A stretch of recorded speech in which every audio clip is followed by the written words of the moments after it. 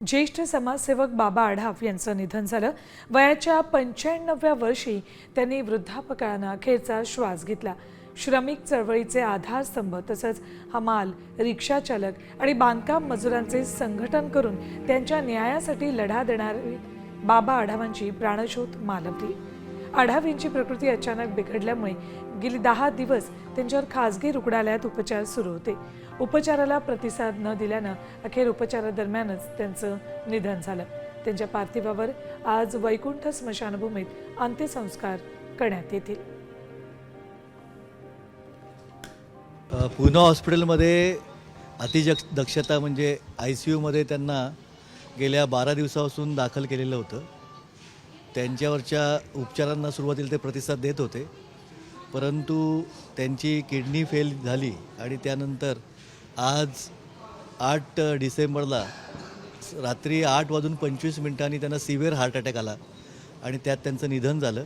उद्या संध्याकाळी 5:30 वाजता पुण्यातल्या वैकुंठ स्मशानभूमी नवी पेठ येथे कोणत्याही धार्मिक विधीशिवाय त्यांच्यावर विद्युत दाहिनीमध्ये अंत्यसंस्कार केले जातील। तर बाबा आढाव यांनी हमाल, कामगार, मजुरांसाठी मोठं कार्य उभं केलं होतं आणि त्याच बाबा आढाव यांचं काल रात्री निधन झालं। जाती निर्मूलनासाठी गावागावांमध्ये एक गाव एक पाणवठा मोहीम त्यांनी सुरू केली होती।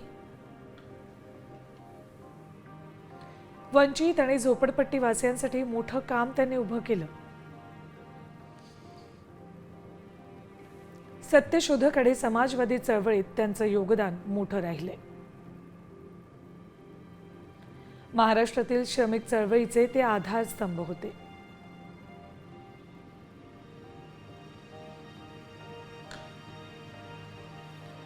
तर मुख्यमंत्री देवेंद्र फडणवीसांनी देखील बाबा आढाव यांना श्रद्धांजली वाहिली आहे।